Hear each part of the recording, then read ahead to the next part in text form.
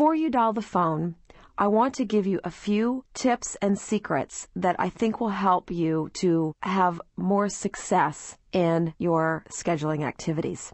The first is take your list of 21 reasons why Arbonne and put it somewhere where you can see it. I kept my list on a bulletin board that I could see while I was on the phone.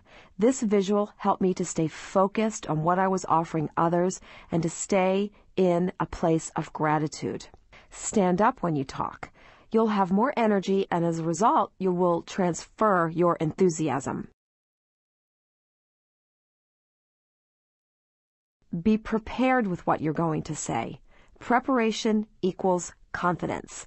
Being prepared also means you will be able to speak with conviction and authority, which are just as important as enthusiasm.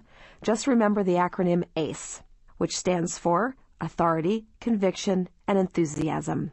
Preparation also means that you will keep your initial contact short and to the point. When we give too much information in an initial contact, we talk ourselves right out of an appointment. We give the message that this business requires a lot of explanation and time. Keeping the call short also means getting straight to the purpose of your call. When we dance around our purpose by asking about the kids, the car, the dog, what they've been doing, and finally getting around to the Arbonne message, you're giving the message that you're uncomfortable with what you're doing. The next tip is give yourself a goal of how many calls you will make. It is so much easier to get started when you know when you can stop. It's also easier to continue to do something daily if it isn't too overwhelming. You'd be surprised how far you could go with consistent daily calls.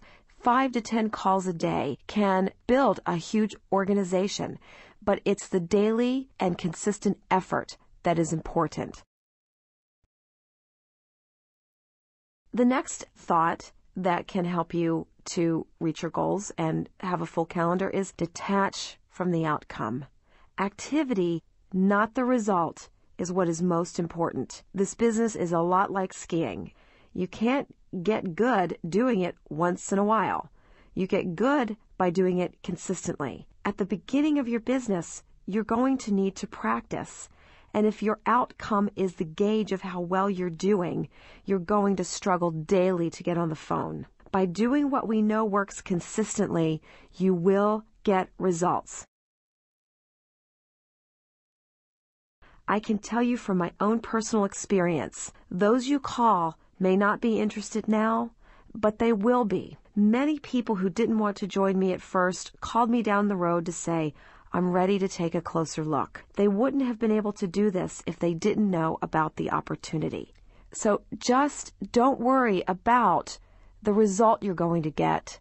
Just know that by planting that seed, it could grow into a business partner or someone who provides referrals. It's just opening your mouth. The last great secret is the absolute key in scheduling. Ask for the hardest thing first. And the operative word here is ask. In order to set an appointment, you have to ask for the appointment. Many people, including myself, were unsuccessful initially in scheduling because I wasn't asking. I was just hoping that they would ask me. When you don't ask, that never works. When you remove yourself from the outcome and you understand that by leading with the hardest thing first, which is the business, that you're going to be offering someone their own 21 reasons, and when you ask for the hardest thing first, you will always have a fallback position. What I mean by this is that if you start by asking someone to try a sample and they say no, you will have nowhere to go except off the phone. If you start by asking someone to take a peek at the business and they say no, you can ask them to either schedule a class or to have you drop some products by for them to test drive. By starting with the business, you can fall back to classes or one-on-ones. If you start by asking for a group presentation, you can back down to asking for a one-on-one. If you ask them to attend a business launch and they aren't available, you can ask them to either get a group of people together to hear about this, or you can schedule a drop-off. If you ask to try the product, you can back down to a sample. The bolder the request you lead with, the more options you have to fall back on. So I'm going to give you some sample dialogues and some key phrases for scheduling. Hello, Jan, this is Dana calling. And by using the word calling and then pausing, you give the person on the other end of the phone an opportunity to say yes. Yes sets up a positive call. So the next step is to disarm. Jan, do you have a quick minute? You're now letting the person know this is not going to take much of his or her time. If she says no, ask her when she might have a minute to talk, that you only need a minute or two, and call her back at the time she specifies and start over with, Hi, Jan, it's Dana calling. Jan, if you recall, you said that you would have a quick minute to talk now. Again, pause so that she can say yes. Now you can tell her the purpose of the call.